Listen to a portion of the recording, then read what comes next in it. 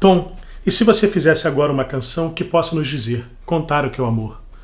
Olha, Joãozinho, eu não saberia, sem Vinícius para fazer a poesia. Para essa canção se realizar, quem dera o João para cantar. Ah, mas quem sou eu? Eu sou mais vocês. Melhor se nós cantássemos os três. Olha que coisa mais linda, mais cheia de graça. Assim era apresentada a música Garota de Ipanema, lançada no show O Encontro, no restaurante O Bom Gourmet, em Copacabana, em 1962. O show juntou no palco, pela primeira e única vez, Tom Jobim, Vinícius de Moraes e João Gilberto, ou seja, o triunvirato da Bossa Nova. E ainda contou com a participação do grupo vocal Os Cariocas. Eu sou Flávio Mendes, músico e arranjador. Esse é o canal O Arranjo.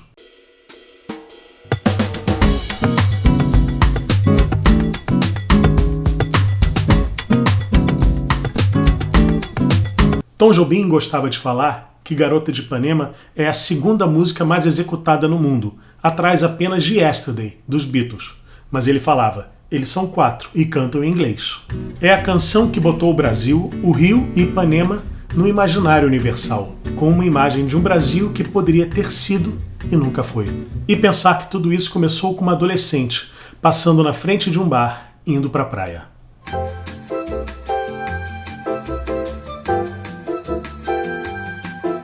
É um belo enredo, 2 homens de meia idade. Um poeta e diplomata e um compositor estão tomando um chopp num bar de Ipanema a 1 quadra da praia. Numa tarde, eles olham uma menina passando em direção ao mar. O poeta comenta, olha que coisa mais linda, no que o compositor completa, mais cheia de graça. E os dois, inebriados pela chama da inspiração, pegam guardanapos e começam a escrever ali uma música. E, chopps depois, nasce um clássico da música universal.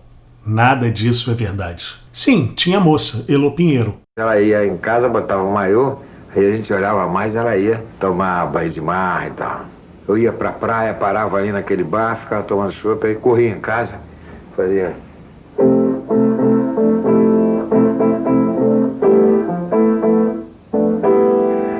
Tom compôs a música em casa, no piano, e entregou para o poeta fazer a letra. E não foi tão fácil. Surgiu até uma versão chamada Menina que Passa, que não vingou. O que ninguém sabia era que Garota de Ipanema seria a última canção com a assinatura Tom Jobim e Vinícius de Moraes. E que saideira!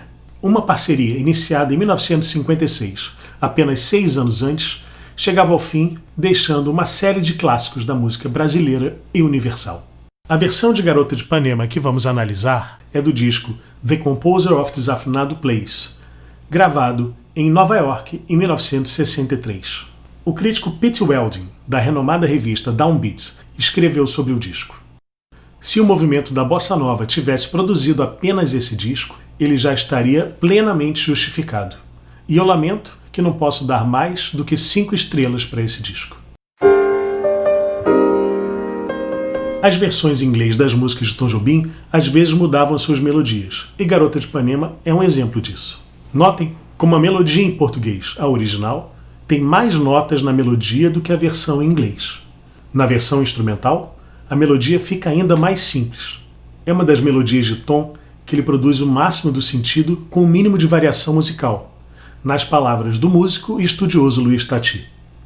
Podemos ver esquematicamente como as estruturas melódicas vão se repetindo nas primeiras partes da música. Olha que coisa mais linda, mais cheia de graça. Ela, menina que vem, que passa, num doce balanço, caminho do mar. Se na primeira parte a estrutura rítmica da melodia é mais intensa, na parte B temos um contraste. A melodia passa a ser mais espaçada, com mais espaço entre as notas, um ritmo menos intenso. É interessante perceber que nas palavras que Vinícius de Moraes escreveu, essa diferença também fica clara na letra, naquele jogo perfeito entre música e texto que caracteriza uma grande canção. Na primeira parte, o poeta está observando a moça, as suas características físicas, o seu caminhar. Ele está descrevendo o que ele vê. Ela vem e passa com seu corpo dourado num balanço a caminho do mar. Já na segunda parte, com a melodia mais espaçada, ele se volta para dentro dele, para os seus sentimentos. Por que estou tão sozinho e tudo é tão triste? Quando volta a melodia mais ritmada, volta o olhar para a moça e seu caminhar. Quando ela passa, o mundo se enche de graça. Em 1963, Jobim, com 36 anos, tem a chance de gravar o seu primeiro disco como solista. Com o sucesso da bossa nova nos Estados Unidos, principalmente depois do famoso concerto do Carnegie Hall, que apresentou os músicos brasileiros e sua bossa para o mundo, a gravadora Verve contrata Jobim para gravar o seu disco The Composer of Desafinado Place. Para os arranjos, o produtor Creed Taylor sugeriu o alemão Klaus Orgmann, não sem causar espanto no Tom, que achava que um arranjador alemão ia fazer a música dele virar uma marcha de banda prussiana.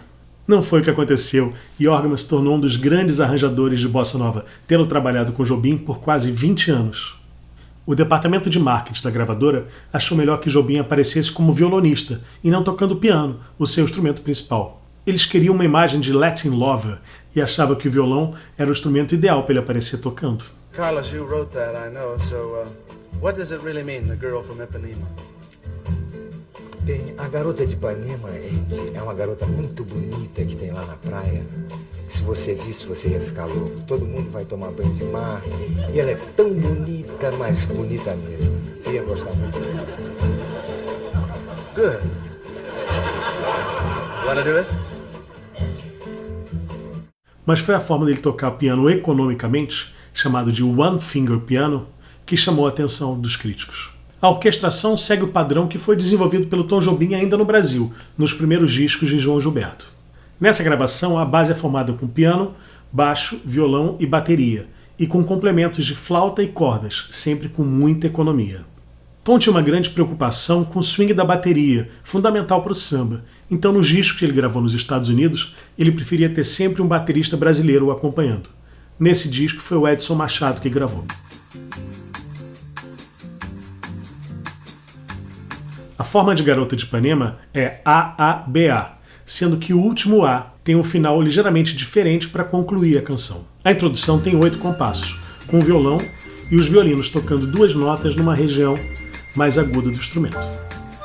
Depois entram a flauta e o piano, que seguem apresentando o tema na parte A.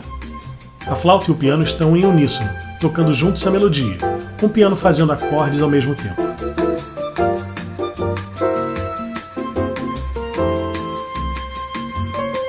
Na repetição, temos um contracanto dos violinos na região grave do instrumento, em movimentos cromáticos, ou seja, as notas andando de meio e meio tom.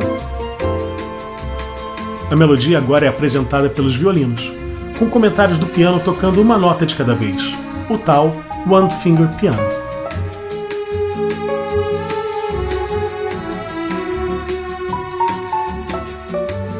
No final da parte B, o piano agora faz a melodia, sempre tocando uma nota por vez, e as cordas, agora com os cellos, fazem um apoio harmônico. Esses primeiros arranjos que Klaus Orgmann escreveu para o Tom, se comparado com os arranjos futuros, são especialmente econômicos. É sempre o mínimo do mínimo. Tom Jobim nunca foi um pianista de jazz improvisador. Quando nos discos ele tinha um momento de solo, sempre parece que ele desenvolve uma melodia, digamos, alternativa para aquela sequência harmônica.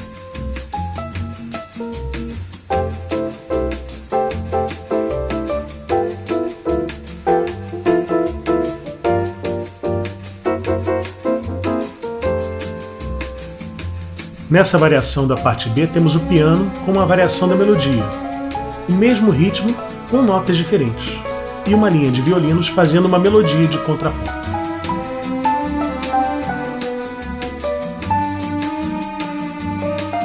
No fim da parte B, a flauta se junta ao piano em uníssono, ou seja, tocando as mesmas notas, em uma frase com sentido descendentes e saltos bem interessantes.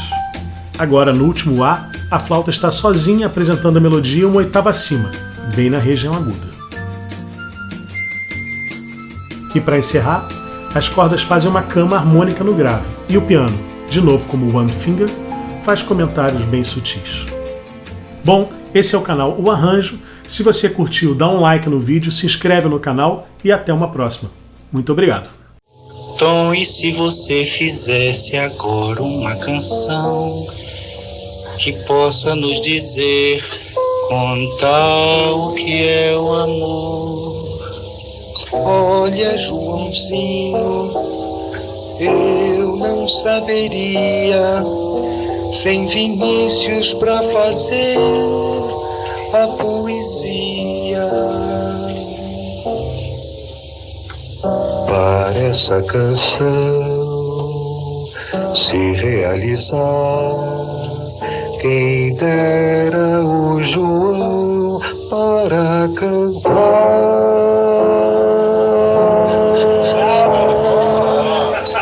Ah, mas quem sou eu? Eu sou mais vocês. Melhor se nós cantássemos os três.